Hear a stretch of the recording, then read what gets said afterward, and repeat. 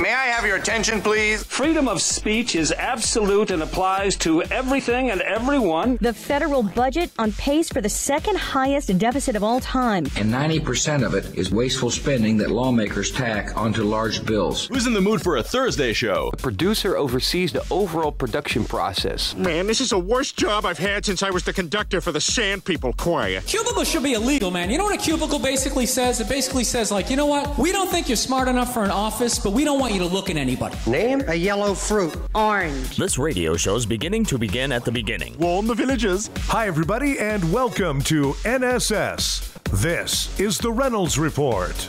ESPN has been the biggest spender in television entertainment for several years now. With an average of $7.3 billion budgeted every year, they continually outspend other networks by a large margin. Buying the rights to things like Monday Night Football and NBA and MLB games, it makes sense that the network has to spend big to maintain rights to this type of programming. Live sports are expensive, but as far as budgets go, Netflix is catching up fast and will almost certainly surpass ESPN in 2018.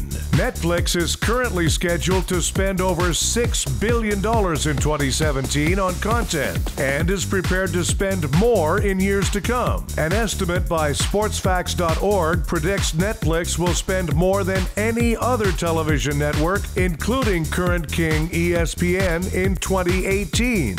George and Amal Clooney's twins have arrived. The Clooneys welcomed a son and a daughter Tuesday morning, announcing in a joint statement that daughter Ella, son Alexander, and mother Amal were all happy, healthy, and doing fine. The statement also said George is sedated and should recover in a few days. Clooney and international human rights lawyer Amal Alamuddin married in Italy in 2014. These are the first children for both.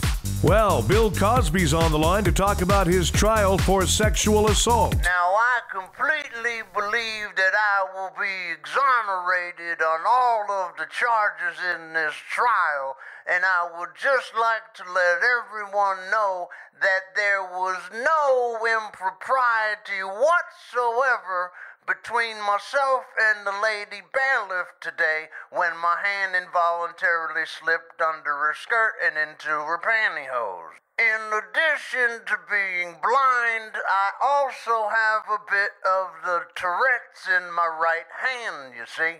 So from time to time, I am liable to perform an unexpected gynecological exam. And so the nice lady realized this. She knew that I was a doctor, and she thanked me for confirming that she did, in fact, have a yeast infection. Eric Trump, in an interview with Fox News, said his father's critics were not even people. Then Eric excused himself and went to sleep in his coffin before the sun rose. President Trump is reportedly souring on Attorney General Jeff Sessions. The good news for Sessions is that his old job making cookies in a tree is waiting for him. A Forbes article claims Donald Trump shifted donations for fighting children's cancer into his business. Oh, he's good, said Satan.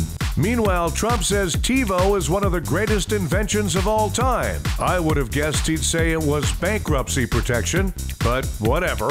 A New Mexico college student trapped his professor in her classroom until she promised to let him retake an exam. We should do the same with Donald Trump until he gives up the launch codes. A Florida woman is under fire for posting a video of a snake biting her baby. Though, hey, she lives in Florida, and it was a snake and not an alligator, so I say, nice work. Vermont has been named America's safest state. It's probably got a lot to do with the state's new mandatory 24-hour helmet law. A Philadelphia mother spent $25,000 on her son's prom, so I'm guessing that his tie wasn't a clip-on. My mom handed me $10 and told me on the way home to pick her up a pack of smokes. A new report says it's cheaper to send a kid to Harvard than it is to send him to a California prison. And I'm guessing it looks much better on his resume as well. Time for Nobody Gives a NASA has found the hottest planet ever. There's evidence that it once supported life forms that refuse to believe in climate change. Hey, climate change deniers, nobody gives a The Trump family announced that it's building a chain of budget hotels. In other words, no Trump will ever stay there. Hey, deplorable Trump people, nobody gives a And there's a new movie about Monica Lewinsky in the works. I'm sure it'll suck.